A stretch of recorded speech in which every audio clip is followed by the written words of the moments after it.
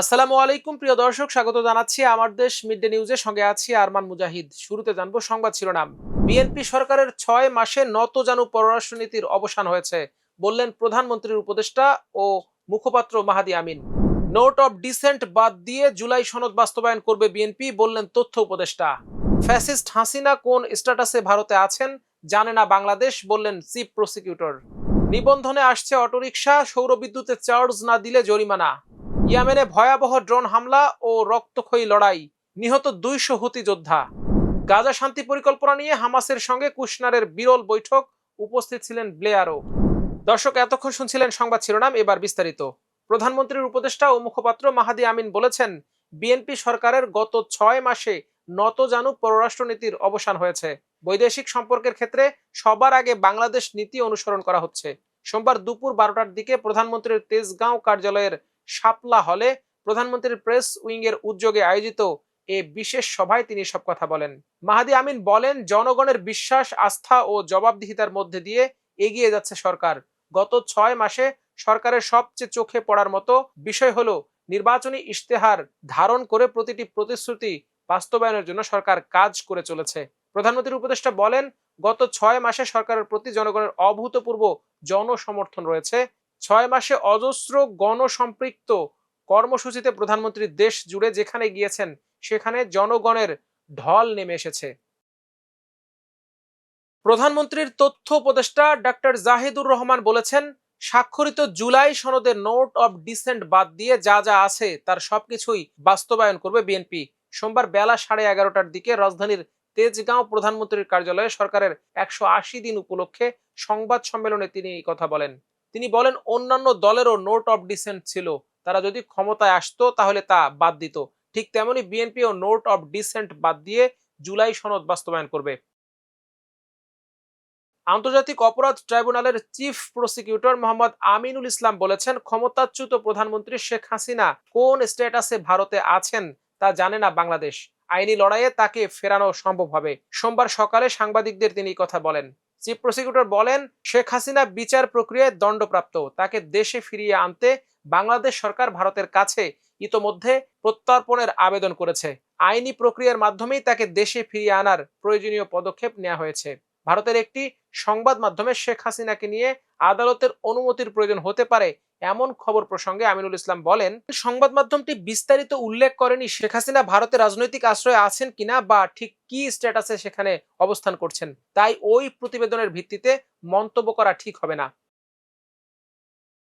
স্থানীয় সরকার, পল্লী উন্নয়ন ও সমবায় প্রতিমন্ত্রী মীর শাহে আলম বলেছেন, ব্যাটারি চালিত অটোরিকশা সৌর বিদ্যুৎ ছাড়া অন্য কোনো উৎস থেকে চার্জ দিলে জরিমানার বিধান করা হয়েছে। পাশাপাশি সৌর বিদ্যুৎ ছাড়া চার্জ করলে এসব অটো রিকশার নিবন্ধন দেয়া হবে না এবং নিবন্ধনের পর এমনটি করলে নবায়নও করা হবে না। সোমবার বেলা 11টার দিকে স্থানীয় সরকার বিভাগ ও পল্লী উন্নয়ন ও সমবায় বিভাগের আওতাধীন দপ্তর, সংস্থা ও প্রতিষ্ঠানের সৌর বিদ্যুৎ ব্যবহার সংক্রান্ত পর্যালোচনা সভা শেষে সাংবাদিকদের তিনি কথা বলেন। প্রতিমন্ত্রী বলেন, ব্যাটারি চালিত অটোরিকশাগুলো আমরা স্থানীয় সরকার মন্ত্রণালয়ের অধীনে সিটি কর্পোরেশন এবং পৌরসভার রেজিস্ট্রেশনের আওতায় নিয়ে আসছি। সেখানেই কিছু শর্ত দেওয়া হবে যে তারা যে চার্জ দেবে সেটি অবশ্যই সৌর বিদ্যুতে হতে হবে। তিনি বলেন, এখন আর অটোরিকশার নিবন্ধন বিআরটিএ দেবে না, সিটি কর্পোরেশন ও পৌরসভা নিবন্ধন দেবে। জাতীয় সংসদে এ বিষয়ে আইন পাশ হয়েছে এবং সেই আইনের আলোকে বিধিমালা তৈরি করা হচ্ছে। বিধিমালায় নিবন্ধন ফি, নবায়ন ফি এবং অন্যান্য শর্ত নির্ধারণ করা হবে। ব্যাটারি চালিত রিকশার ফিটনেস সম্পর্কে তিনি বলেন, নিবন্ধন ও নবায়নের জন্য বুয়েট অথবা জেলা পর্যায়ের সরকারি টেকনিক্যাল ইনস্টিটিউটের অটোমোবাইল শাখা থেকে ফিটনেস সার্টিফিকেট নেওয়া বাধ্যতামূলক করা হবে। ফিটনেস সার্টিফিকেটের পর ট্রাফিক পুলিশের প্রতি স্বাক্ষর নিয়ে সেটি সিটি কর্পোরেশন বা পৌরসভায় জমা দিতে হবে। আরব উপদ্বীপের দরিদ্রতম দেশ ইয়েমেনে ভয়াবহ ড্রোন হামলা ও তীব্র সংঘর্ষের ঘটনা ঘটেছে। এতে বড় ধরনের ক্ষয়ক্ষতির মুখে পড়েছে ইরান সমর্থিত সশস্ত্র গোষ্ঠী হুতি। গত 48 ঘন্টায় দেশটির দক্ষিণ পশ্চিমাঞ্চলে এসব হামলা ও সংঘর্ষে অন্তত 200 জনেরও বেশি হুতি যোদ্ধা নিহত হয়েছেন। সংবাদ মাধ্যম আল আরাবিয়া বলছে, নিহতদের বেশিরভাগই দেশটির দক্ষিণ পশ্চিমাঞ্চলীয় তাইজ প্রদেশে তীব্র সংঘর্ষে প্রাণ হারিয়েছেন বলে রোববার সানার সামরিক সূত্র জানিয়েছে। ইয়েমেনের সর্বশেষ উত্তেজনা শুরুর পর এটিকে ইরান সমর্থিত এই সশস্ত্র গোষ্ঠীর অন্যতম বড় ক্ষয়ক্ষতি হিসেবে দেখা হচ্ছে। সামরিক ও চিকিৎসা সূত্রের বরাতে জানা গেছে নিহতদের বেশিরভাগই হুতিদের আল সামাদ ব্রিগেডের সদস্য। গত 2 দিনে বিপুল সংখ্যক নিহতের লাশ হুতি নিয়ন্ত্রিত রাজধানী সানার বিভিন্ন হাসপাতালে নেওয়া হয়েছে। বেশ কয়েকটি সূত্রের বরাতে ইয়েমেনের স্বাধীন সংবাদ মাধ্যম ইয়েমেন ফিউচার জানিয়েছে ক্ষয়ক্ষতি পুষিয়ে দিয়ে আবারও হামলা চালানোর চেষ্টা করছে হুতিরা। এজন্য তাইজ শহরের পশ্চিমে আল বারা ফ্রন্টে নতুন করে সেনা ও যোদ্ধা পাঠিয়েছে তারা। নতুন করে পাঠানো যোদ্ধাদের মধ্যে হুতিদের বিশেষ বাহিনী ও কমান্ডোদের পাশাপাশি সামরিক প্রশিক্ষণপ্রাপ্ত সদস্যরাও রয়েছেন বলে জানা গেছে। এদিকে হুতিরা আরও যোদ্ধা সংগ্রহের চেষ্টা করছে বলেও ইঙ্গিত পাওয়া গেছে। সানার সূত্রগুলো জানিয়েছে নিজেদের নিয়ন্ত্রিত এলাকায় আটক শত শত বন্দীকে ছেড়ে দিতে শুরু করেছে গোষ্ঠীটি। বিনিময়ে তাদের সঙ্গে যুদ্ধে যোগ দেওয়ার শর্ত দেওয়া হচ্ছে। সূত্রের বরাতে জানা গেছে সাদা, হাজ্জাহ এবং সানাহ প্রদেশের বিভিন্ন কারাগার থেকে প্রায় 850 বন্দী এবং আটক ব্যক্তিকে মুক্তি দেওয়া হয়েছে। তাদের মধ্যে অপরাধ ও মাদক সংক্রান্ত মামলায় অভিযুক্ত ব্যক্তিরাও রয়েছেন। এছাড়া দামার প্রদেশে আরও প্রায় 1400 বন্দীকে মুক্তি দেওয়ার প্রস্তুতি চলছে।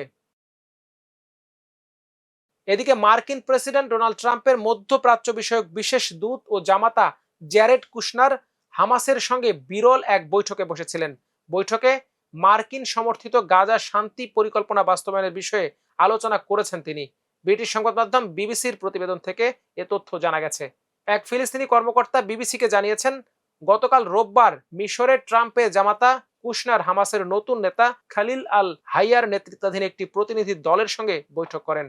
গত মাসে ট্রাম্পের বোর্ড অব পিস জানিয়েছিল গাজায় হামাস এবং অন্যান্য সশস্ত্র গোষ্ঠীর সম্পূর্ণ নিরস্ত্রীকরণ নিয়ে একটি সমঝোতা হয়েছে। তবে গত সপ্তাহে ইসরায়েল ট্রাম্পের 15 দফা পরিকল্পনা প্রত্যাখ্যান করে। ওই পরিকল্পনায় হামাসের নিরস্ত্রীকরণের পাশাপাশি ইসরায়েলি সেনাদের গাজা থেকে প্রত্যাহার এবং নতুন একটি বেসামরিক ফিলিস্তিনি প্রশাসনের অধীনে গাজা পুনর্গঠনের আহ্বান জানানো হয়েছে। রোববার 8 মুসলিম দেশ ইসরায়েলের এই প্রত্যাখ্যানের নিন্দা জানিয়ে বিবৃতি দিয়েছে। ট্রাম্পের নেতৃত্বাধীন বোর্ড অব পিস প্রথমে গাজায় শান্তি প্রতিষ্ঠার লক্ষ্যে একটি আন্তর্জাতিক সংস্থা হিসেবে গঠিত হয়েছিল। পরে এর কার্যক্রম বিশ্বজুড়ে অন্যান্য সংঘাতেও সম্প্রসারিত করা হয়। খালিল আল হাইয়ার সঙ্গে কুশনারের এই বৈঠককে গত বছর গাজায় যুদ্ধবিরতি চুক্তি হওয়ার পর দুই পক্ষের মধ্যে এ পর্যায়ে প্রথম বৈঠক বলে মনে করা হচ্ছে। প্রতিবেদন অনুযায়ী বোর্ড অব পিসের দূত নিকোলাই স্লাদেনভ এবং যুক্তরাজ্যের সাবেক প্রধানমন্ত্রী টনি ব্লেয়ারও বৈঠকে অংশ নেন। তাদের সঙ্গে মিশর, কাতার ও তুরস্কের প্রতিনিধিরা উপস্থিত ছিলেন। এই 3 দেশ গাজা শান্তি প্রতিষ্ঠায় মধ্যস্থতাকারীর ভূমিকা পালন করে আসছে। বৈঠক নিয়ে এখনো কোনো আনুষ্ঠানিক বিবৃতি দেওয়া হয়নি, তবে জানা গেছে আলোচনায় হামাসের অস্ত্র ভান্ডার ও অস্ত্র সম্ভার ধাপে ধাপে নিষ্ক্রিয় করার সুনির্দিষ্ট পদক্ষেপ, ইসরায়েলি সেনাদের প্রত্যাহার এবং মানবিক সহায়তার বিষয়গুলো গুরুত্ব পেয়েছে। মিশরে অবস্থানকালে কুশনার মিশরের প্রেসিডেন্ট আবদেল ফাত্তা আল সিসির সঙ্গেও বৈঠক করেন। ইসরায়েলি গণমাধ্যমের প্রতিবেদন অনুযায়ী কুশনার, স্লাদেনভ ও ব্লেয়ার আজ সোমবার ইসরায়েলের প্রধানমন্ত্রী বেনিয়ামিন নেতানিয়াহুর সঙ্গে বৈঠক করবেন। তাদের লক্ষ্য ট্রাম্পের শান্তি পরিকল্পনা এগিয়ে নেয়া। দর্শক, এই ছিল মিড ডে নিউজের আয়োজন। সবাই ভালো থাকুন, সুস্থ থাকুন, থাকুন আমার দেশের সঙ্গে। আল্লাহ হাফেজ।